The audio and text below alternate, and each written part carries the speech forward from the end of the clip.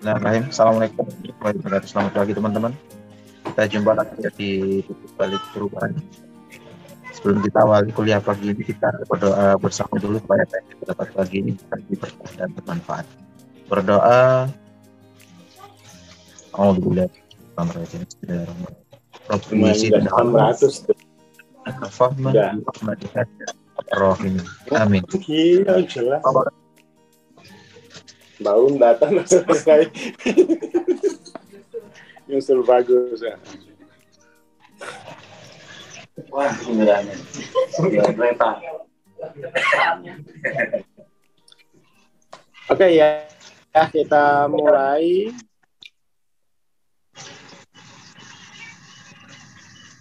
Kalau gua aja nambah 10. Kita mulai ya.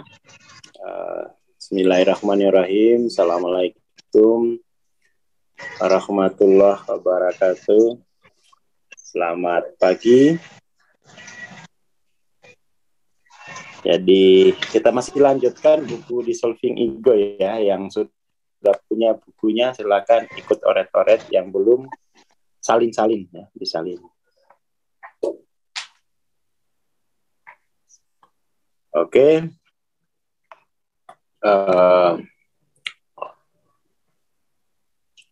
Sekarang kita masuk halaman 37 di PDF saya. Mungkin buku aslinya 39. Kemarin sebelum masuk ke sini saya kemarin itu rekaman gitu ya, rekaman. Lalu saya menjadi teringat teman-teman saya itu kan, saya kan di Jogja ya. Saya di Jogja itu lama. Teman-teman tuh udah kuliah S2, S3, saya belum kuliah gitu. Tapi saya melihat itu mereka yang kuliah itu, mereka kan punya apa yang disebut dengan disiplin. Saya lihat itu mereka punya disiplin keilmuan. Saya masih ingat betul tuh teman saya yang kuliah S3 ngambil pertanian, cuman tuh belajar biologi molekuler gitu. Biologi molekuler. Saya itu belajar gitu, ikut juga belajar biologi molekuler. Jadi ngerti DNA, RNA gitu, ngerti, belajar ininya gitu kan. Tapi mereka enggak belajar energi psikologi, enggak belajar tasawuf gitu. Mereka tetap pada disiplinnya itu gitu. Sementara saya makin lama itu makin banyak, makin interdisiplinnya itu makin luas. Setelah saya pikir-pikir, oh ini salah ini sebenarnya ini. Ada kekeliruan gitu. Jadi kekeliruan itu bahwa kalau aku belajar biologi, berarti aku meninggalkan ilmu manajemen gitu. Aku meninggalkan ilmu akuntansi. Aku meninggalkan ilmu yang lain gitu. Padahal namanya ilmu itu saya belajar biologi dari Bruce Lipton tuh mengerti prinsip bisnis, mengerti tauhid dari ilmu biologinya Bruce Lipton gitu. Jadi tidak ada keterpisahan ilmu, itu tidak ada gitu. Wong ilmu itu sumbernya satu kok. Bagaimana mungkin dia terpisah-pisah? Pemisahan-pemisahan ilmu itu sebenarnya hanya pemisahan-pemisahan dalam istilahnya. Prinsipnya sama itu. Pemisahan-pemisahan dalam istilah, pemisahan-pemisahan secara konseptual aja, dan itu hanya konstruksi kita gitu. Konstruksi. Nyatanya ilmu itu tidak ada yang terpisah. Tidak ada. Seorang Bruce Lipton, ahli biologis, dia kemudian mengerti semuanya setelah dia mendalami ilmu. Kalau betul-betul ilmu ya. Kalau betul-betul ilmu. Jadi ya ilmu itu utuh. Melalui biologi, saya mengetahui fisika. Melalui biologi, saya mengetahui kimia. Melalui biologi, saya mengetahui psikologi. Coba baca Biology of Belief kan begitu. Melalui biologi saya mengetahui tauhid. Coba baca Bruce Lipton.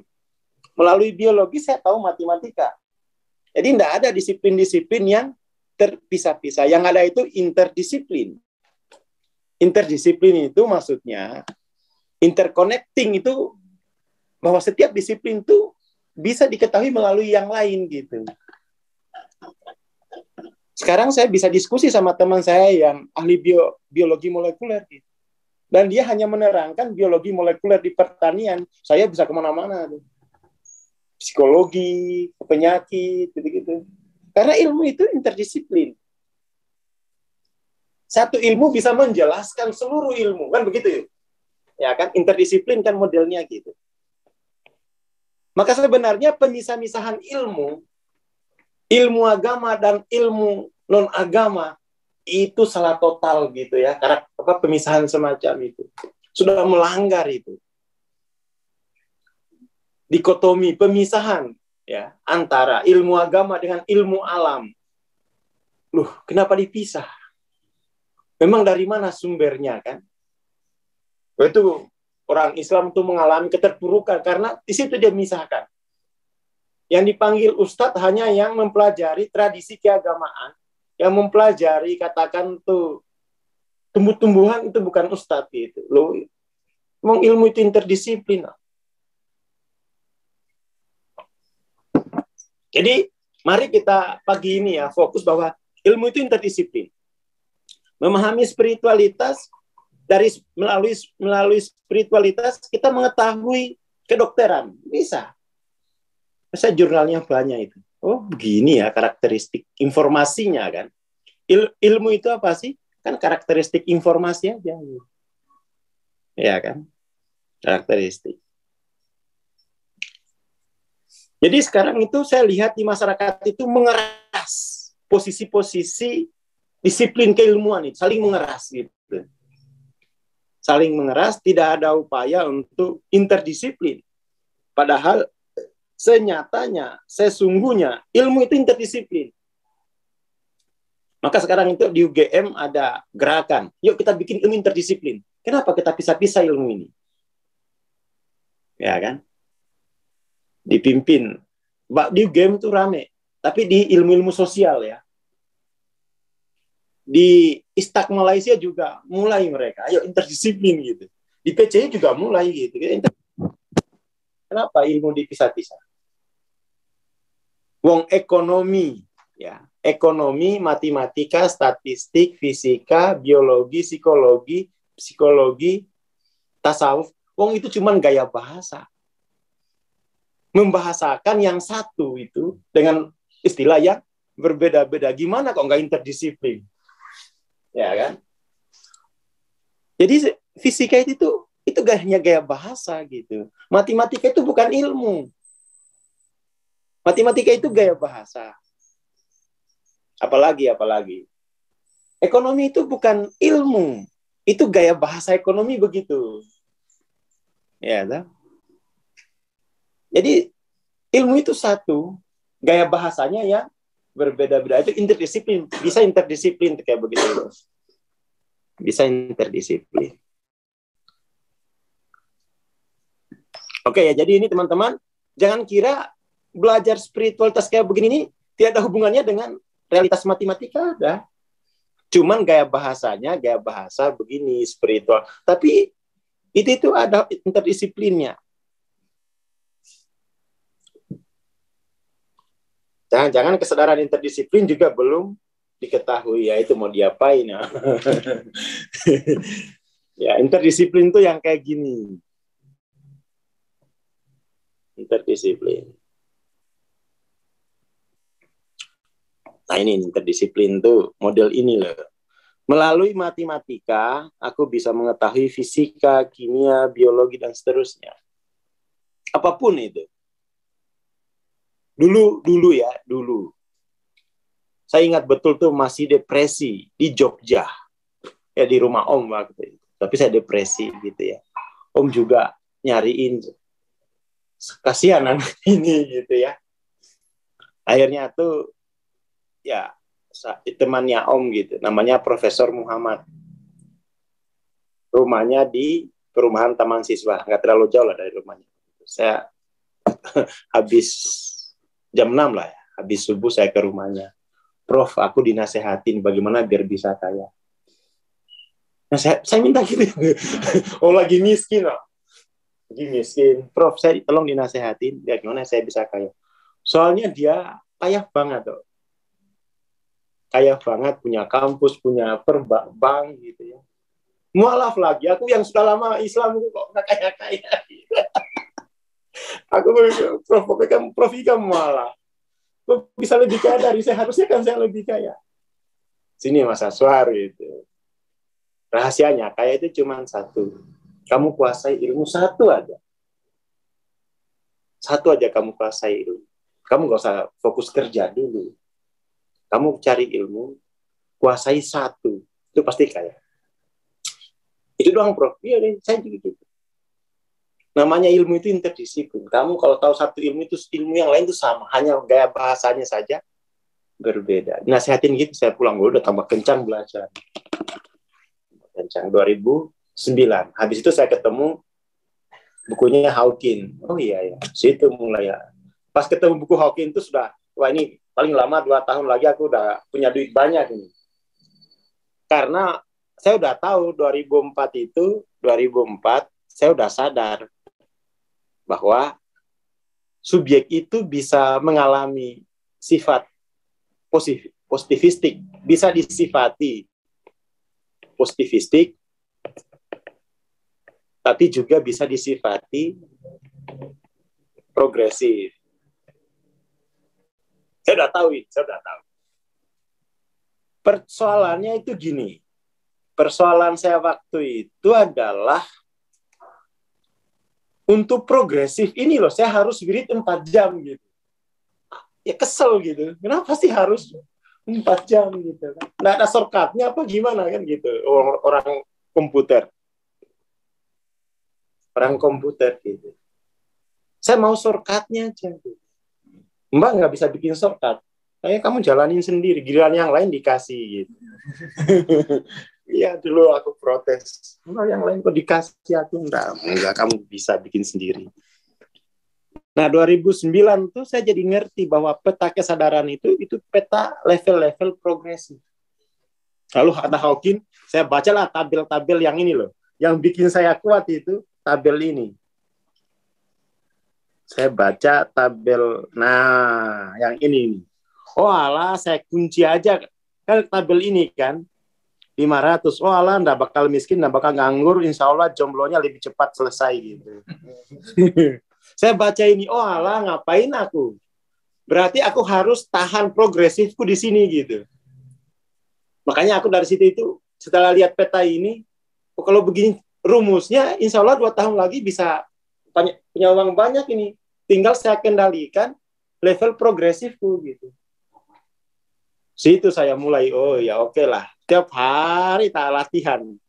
Ternyata itu pas mau latihan mengendalikan progresif, kesedihan-kesedihan yang belum tuntas tuh muncul. Itu ribuan tuh. Saya upgrade ulang jiwa saya. 2 tahun. Saya upgrade sendiri. Lalu tahun kedua udah sama Mbak itu, kamu ke Jakarta sana. Kamu udah tahu coding-coding sendiri gitu, upgrade. Ke Jakarta 6 bulan. Ya, sesuai ilmu, sesuai syarat dan rukun terpenuhi kan alam itu nggak bisa nolak. Yang penting syarat dan rukun terpenuhi. Saya jadi ngerti gitu. Kontrol saja progresif itu loh, diikat. Diikat pada satu dimensi tertentu gitu. Ketika dimensinya berubah, feel-nya berubah, kontennya berubah. Yang mau buktiin, ayo. Oh, kalau ini saya udah, dulu saya sama Mbak itu langsung dikasih ikat satu ini gitu loh. Jadi kayak dogmatik rasanya tuh. Ikatnya di sini aja katanya. Jadi nggak ada yang lain, nggak ada katanya. Ilmu saya ilmu itu kok. Padahal itu ada spektrum antara yang bawah, antara yang anania, dan ilahiyah gitu. Saya waktu itu, kenapa kok pilihannya hanya 2? Setelah pecah Hawking, ada spektrum. Jadi yang 200 itu hanya spektrum antara Anania dan Ilahiyah, proses progresif gitu. Tapi pada dasarnya makom itu hanya dua, makom Anania atau makom Ilahiyah. Yang lain itu spektrum. Tahu itu aku Hawking. Ya ini juga lah ya. Saya kan terbiasa dengan tradisi literasi. Sementara ilmu Mbak itu tradisi lisan kan. Ya saya lebih mantap setelah baca buku Hawking. Loh, benar sih Mbak ini, cuma kurang spektrumnya. Kata Mbak, ngapain aku main spektrum? Mbak itu dari kecil sudah dididik sama Mbak Marjuki Wali, jadi nggak main spektrum. Yang main spektrum itu kan kebanyakan main nggak jelas gitu kan. Aku ya terbiasa nggak jelas loh. Dari Anania ke 200 dulu, ke 400 dulu. Kalau Wali kan enggak. Langsung tebas. Langsung 800 lebih. Kalau Wali kok. Lawali kan gitu. Nah, saya kebanyakan spektrumnya itu. Setelah saya baca Hawking, oh alah, ternyata 400 itu misalnya ya, ilahiyahnya 20%, ananianya 80%. Oh, saya buang-buang umur kalau main-main di sini nih. Ya kan? Ilahiyahnya 20, ananianya 80. Lebih besar anania. 20-nya ini pas ketemu Ayang aja nih, baik hati banget. Keperhitungan. Setelah nggak ketemu Ayang itu udah kembali lagi 80. Ntar dulu. Siapa lo gitu kan. Tas spektrum gitu. Kan spektrum kan begitu maksudnya tuh. Dari situ saya, oh ini rahasianya tuh. Makanya cepat-cepat naikin LOC-nya biar bisa mainin macam-macam gitu. Ya, kalau usah nunggu-nunggu susah. Mainin ginian gitu. Duduk baru coding-coding. Ya. Jadi model ini nih sudah saya praktekin, kalau di sini isinya apa, halnya apa gitu ya. Di sini halnya apa, ini saya coba-cobain gitu. Bong ini hanya spektrumnya ini. 3 sampai 7 itu spektrum 3 dan 8. Tapi isinya berbeda. Lamba itu langsung ngasih ya. Ini namanya kiai kan. Langsung kasih Asmaul Husna langsung. Ya, langsung ngasih dimensi-dimensi 8. Kiai ya.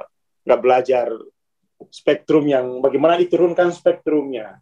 Kelamaan katanya, habisan umur kita di dunia. Sikat aja udah. Sikat aja langsung gitu. Ya dari situ gitu ya. Jadi teman-teman usahakan interdisiplin. Jadi kalau ilmu itu enggak ada yang berbeda. Yang berbeda itu gaya bahasa. Ingat-ingat itu. Jadi ilmu itu tidak berbeda, dia satu. Yang berbeda cuma gaya bahasanya. Jadi jangan sampai jadi belief system bahwa karena beda gaya bahasa lalu ilmu itu berbeda. Wah, itu bahaya lagi. Itu nanti tidak akan pernah sampai pada alim, tidak akan alim dia. Hanya rasional tapi tidak pernah alim. Banyak harus dibongkar ya, banyak harus dibongkar.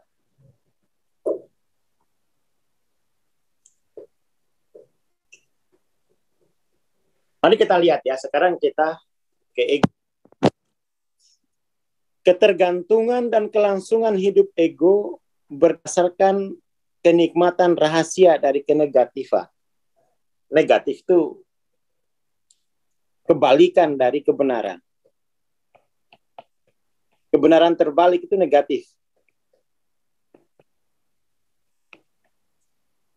Yang tidak bisa dicampakkan sampai pertama-tama dikenali. Jadi harus dikenali dulu. Nggak bisa saya kaya, nggak bisa begitu dong. Orang-orang kan diajarkan afirmasi kan. Yang baru nggak bisa. Kenali dulu kesalahan. Kenali kemudian identifikasi, kemudian akui, lalu identifikasi inilah bikin coding baru. Saya kaya itu bukan coding baru itu. Itu hanya retorik tanpa proses identifikasi apapun. Dia gagal konteks. Jadi hanya kata-kata tanpa proses identifikasi konteks itu omong kosong. Retorika namanya. Bahasa tanpa basis filosofis. Jadi ini harus diidentifikasi. Apanya identifikasi? Konteksnya, kemudian strukturnya, ya, lalu kemudian arahnya. Nah, ini yang harus dirubah konteksnya. Harus diubah. Orang harus memahami bahwa beginilah cara kerja ego. Dia harus dikenali, udah kenali dulu gitu. Orang-orang kadang-kadang tuh misalnya begini, orang belajar metode psikoterapi, tapi dia nggak mengenali wilayah, medan psikologinya. Lah gimana dia mau pakai alat? Wong yang sakit itu kan programnya, bukan sakit itu karena tidak ada metodenya. Jadi seolah-olah kalau belajar metode, lalu orang itu bisa masuk ke medan psikologinya kan? Itu dulu saya kan gila sama metode psikoterapi itu. Ini marahin sama Pak Asad. Lo kamu belajar metode, kamu bawa pacul tapi nggak mengerti lahannya. Paculmu itu akhirnya kamu gunakan buat hantam kepala orang. Jadi orang itu harus tahu dulu medan psikologinya, medan spiritualnya. Baru ada metode gitu. Lah kamu belajar metode, medan psikologinya nggak ngerti, medan spiritualnya nggak ngerti, terus kamu mau gunakan di mana metodemu? Situ saya sadar. Sampai sekarang nggak pernah lagi belajar metode-metode. Mendingan aku belajar medannya. Gitu. Medan psikologinya mana? Medan spiritualnya mana? Ya kan? Orang kok dikasih suntikan tapi nggak tahu medan yang mau disuntik. Ya kan? Kalau di pondok kan orang belajar nahwu sorof karena nanti medannya itu kan Quran ya. Alat untuk memasuki medan itu kan. Lah, di pengembangan diri kan hanya dikasih alat, medannya itu gule dewe gitu. Lah, capek gitu itu. Kalau di pondok nggak dikasih ilmu alat, nanti dibawa ke medannya. Ya kan nggak bisa dia masuk medan tuh tanpa membawa alat. Tapi itu kan nggak terjadi. Dunia pengembangan diri hanya jualin tips and trick, medannya nggak pernah kita ketahui apa itu sebenarnya. Itu kelemahannya tuh, kelemahan pragmatis sekali gitu ya. Sejak saat itu saya jadi sadar, oh iya ini goblok aku. Nggak tahu medannya, kok beli alatnya banyak. Ya kan, medannya apa sih? Jadi kita harus tahu itu ya. Harus tahu medannya. Ini kan kita disuruh ngenalin medan ego, ya toh? Medan ego. Feel-nya ego itu apa? Feel ego. Makomnya Anania, ya toh? Anania. Feel-nya ini kan yang diterangin Hawking ini gitu. Dari bab pertama ego sampai mau berakhir nih ya. Itu feel-nya tuh. Feel-nya. Perilaku itu kontennya. Konten. Tapi makomnya itu makom Anania. Makom Anania. Feel-nya itu yang ini yang kita terangkan ini. Nah, dari sejak puasa ini kan feel-nya banyak sekali. Gitu kok. Hanya mau diganti afirmasi. Saya kaya, saya kaya. Emang bisa mengubah feel yang sudah dominan. Yang sudah jadi jejak feel itu kan sudah masuk ke sistem saraf kita. Makanya harus di void, bukan di afirmasi. Ya, di void dia. Di void itu dinafi, dikeluarkan gitu, bukan ditambah yang baru. Ya kan? Tidak kena juga. Nggak sampai mengena gitu. Jadi kita malah menambah hal yang tidak ada gunanya. Agama itu di tasawuf itu disuruh nafi. keluarkan itu kalau kamu bisa. Bukan kamu isi yang baru, bukan kamu tambah gitu. Orang nggak mengerti metode nafi itu. Dunia pengembangan nggak tahu nafi dia. Nafi itu kan mengeluarkan sesuatu dengan sesuatu, melalui sesuatu. Sampai kemudian yang tersisa sesuatu yang murni pada dirinya sendiri. Kan gitu.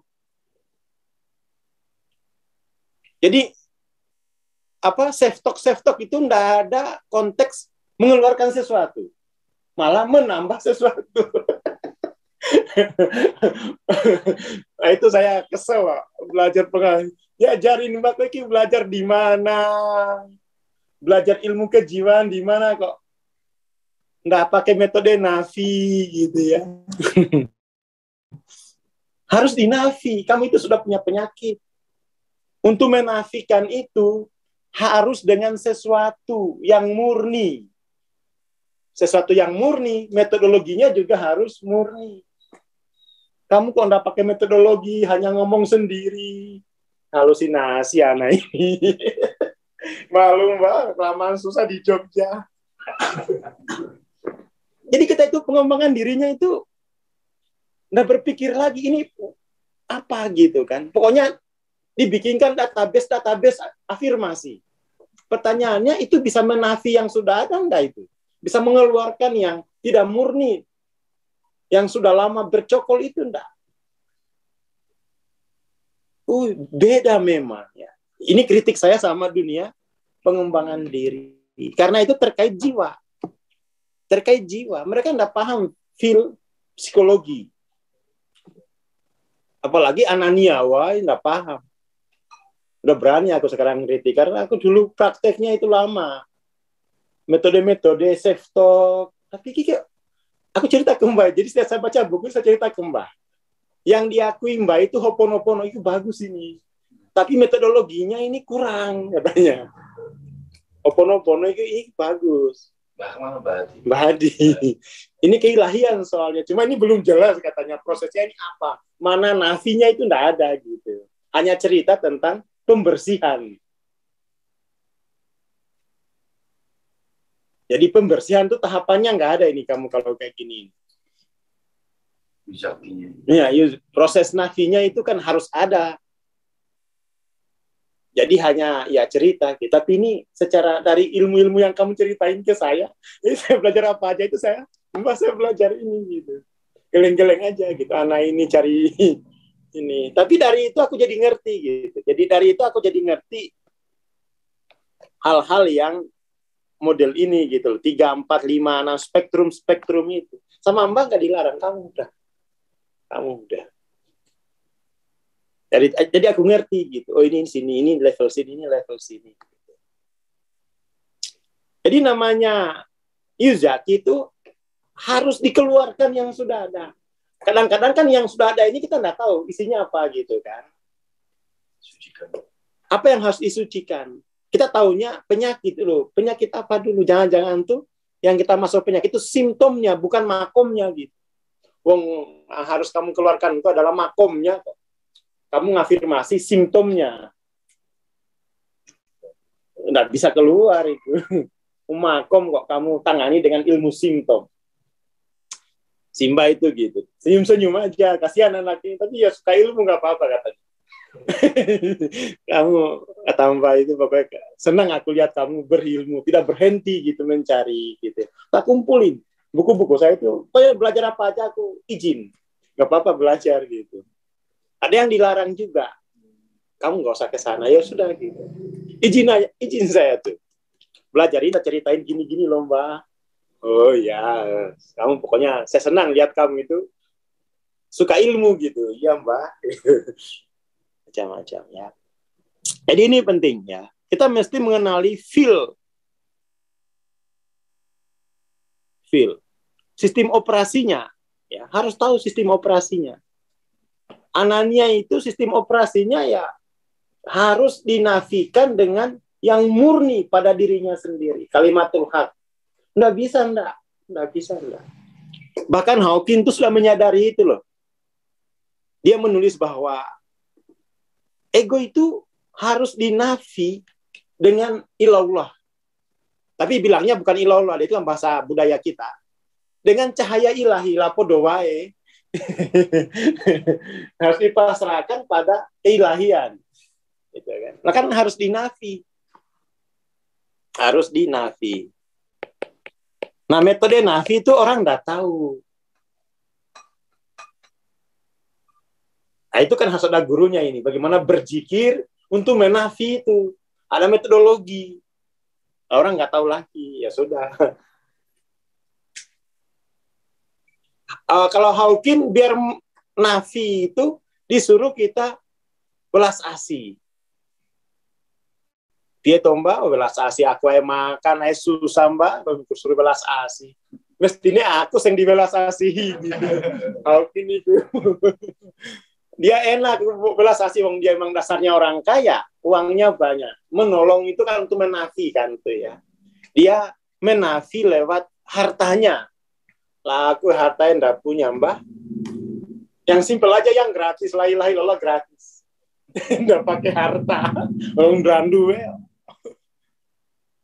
Ceritain mbah gitu, kamu ini orang kaya ini. Dia menafikan ananianya dengan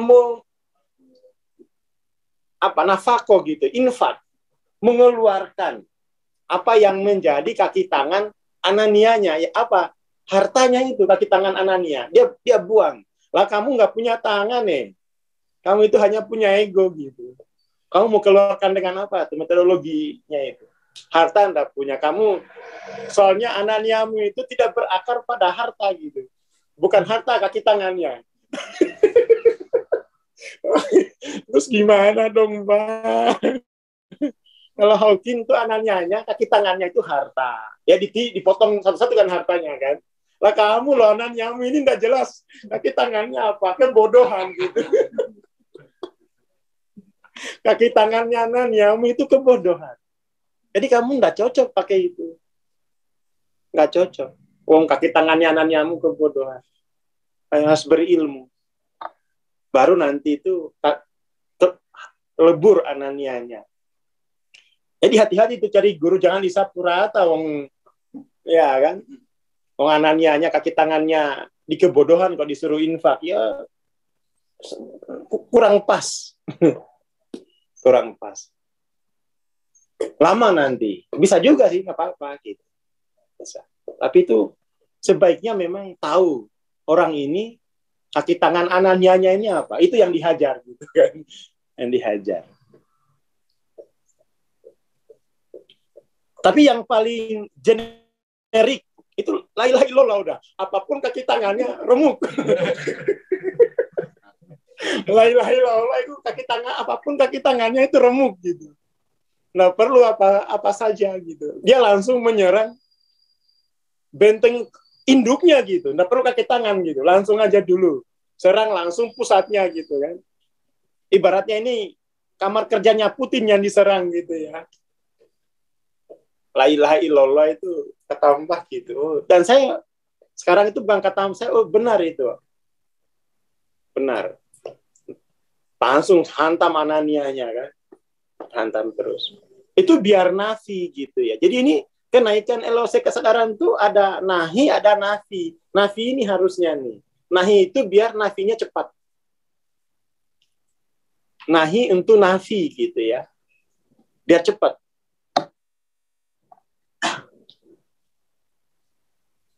Dulu saya lambat.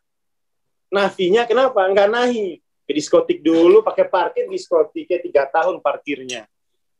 Harus itu yang paling saya sesali, keputusan yang sangat konyol seumur hidup saya. Konyol kedua itu lari dari rumah om yang kaya. Aduh.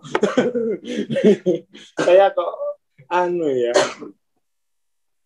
Lari gitu ya. Dua itu aja keputusan yang paling konyol saya. Lari dari rumah om hanya dengan alasan kebebasan, lalu kemudian lari ke diskotik. Hanya alasan kok kayaknya ilmu nyambang nggak pakai spektrum. Ya konyol-konyol gitu ya. Jadi mari kita coba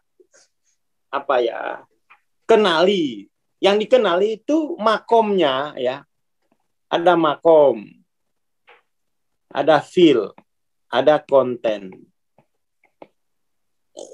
Ini udah dibahas di buku ya, bahwa ego itu punya makom, punya ideologi, ya kan? Konteks, feel, konten, itu harus dikenali semua tuh. Itu baru ilmu, ya, ilmu. Kadang-kadang itu kita naif, nggak mau mengenali makom, feel, dan konten.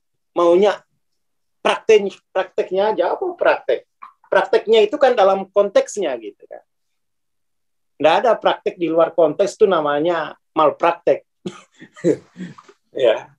Jadi orang mau mempelajari ilmu praktek, nggak tahu konteksnya, pasti malpraktek.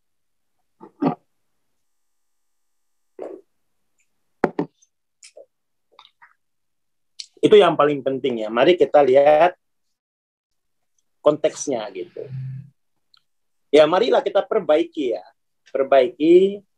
Jadi memang di Indonesia ini, ilmu itu simpang siur, nggak jelas. Mappingnya nggak jelas. Nggak jelas. Itu saya berdasarkan pengalaman saya sendiri kok. Saya bukannya ini enggak, saya punya kritik. Saya habis banyak soalnya. Ada kepentingan pragmatis pada ilmu. Nggak bisa ilmu itu pragmatis. Namanya ilmu itu harus usuli gitu. Kalau ilmu dijadikan pragmatis ya itu kita rugi banyak. Ilmu kok. Nggak bisa ilmu itu pragmatis. Pragmatis itu memenuhi kepentingan sesaat gitu. Ya kan? Itu teknologi yang begitu itu.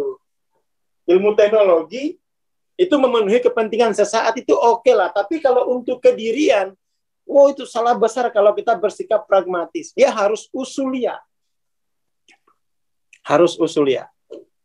Buat dirinya kok coba-coba gitu ya. Jadi ini saya mengkritisi kebiasaan budaya berilmu orang-orang sekarang. Itu budaya teknologi gitu. Padahal itu untuk dirinya kan.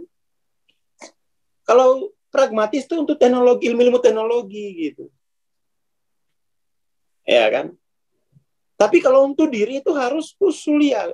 Nggak bisa ditawar. Nggak bisa ditawar. Nah, justru dalam ilmu usulia ini yang dihindari gitu. Ya kan? Yang dihindari. Kita fokus mencari alat-alat untuk diri kita. Memang kenapa sih kok dikasih alat gitu? Jadi ini langsung kita ya langsung bukan menyerang sih, tapi kita harus terangkan gitu. Namanya untuk diri itu jangan pakai pragmatis, usuli aja udah. Fundamentalnya apa sih? Ya kan? Fundamentalnya itu apa? Jangan-jangan itu kita banyak bermain di permukaan. Lo diri kita kok permukaan. Ya, diri kita itu kan punya akar yang dalam gitu ya. Punya akar. Tahu sistem operasinya gitu. Tahu sistem operasi, apalagi coding di balik sistem operasi, itu orang harus berkesadaran epistemologis. Kalau enggak bisa. Nggak bisa dia rubah. Saya kira itu pagi ini ya. Saya kira itu pokoknya ya ini bukan mengkritik siapapun ya. Ini mengkritisi kebudayaan. Kebudayaan itu maksudnya harusnya itu tahapan dijadiin ruh kebudayaan. Nah, apa sih orang misalnya belajar tahapannya baru belajar metode, tapi jangan berhenti di situ gitu. Harus tahu bahwa itu hanya tahapan, tingkatan, bukan tingkat. Itu baru tingkat segitu, belum tingkat itu. Belum selesai gitu. Jangan berhenti. Masalahnya itu kadang-kadang orang sudah memfikskan bahwa ini sudah selesai gitu. Itu yang harus kita kritisi gitu ya. Harus kita kritisi. Makanya juga ya saya senang Hawking bikin peta gitu biar orang tuh sadar aku baru di sini gitu. Oh, aku baru di sini. Oh, aku baru di sini gitu ya. Itu penting untuk kita terhindar dari rasionalitas yang cenderung memfikskan sesuatu yang sebenarnya itu masih up to now gitu ya. Up to now itu ya terus berlanjut. On becoming. Up to now itu namanya on becoming. Proses untuk terus menjadi. Kalau on becoming itu bahasanya up to now, on becoming, itu sama tuh ya. Ini bahasanya Roger. On becoming, up to now itu sama tuh. Kalau up to now itu kayaknya istilahnya siapa ya, Pak? David Hume. Tapi maksudnya sama. On becoming atau up to now. Terus menjadi gitu. Terus menjadi. Jangan berhenti. Makanya kemudian belajarnya kencang gitu. Saya tahu itu karena banyak belajar gitu. Jadi yang dipelajari orang-orang di ini saya udah pelajari dulu gitu. NLP itu saya udah pelajari dulu, udah hipnosis itu saya pelajari gitu. Tahu letaknya itu di sini, bukan dia hanya pada symptoms gitu ya. Tidak pada makom gitu. Nah, makom itu memang khas. Kita kan tidak pernah ada ilmu yang mengajarkan makom ya. Nggak ada, itu hanya di tarekat. Nah, itu punya kekhasan tarekat itu makomat. Makomat. Dan makom itu ada juga sih terapi makomat. Itu bukan terapi yo.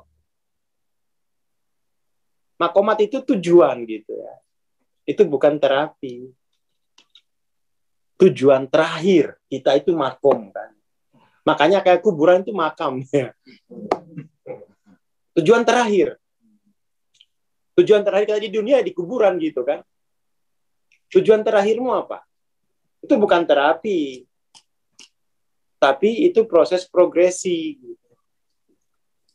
Aku dulu pernah ada anak UIN gitu, terapi maka itu ngerti makom lah. Makom itu tujuan terakhir. Itu bukan terapi tapi progresi. Nah, dulu ada anak UIN gitu, tapi bukan UIN Wali Songo. UIN di Amerika sana. Oke ya. Terima kasih. Selamat pagi. Assalamualaikum warahmatullahi wabarakatuh.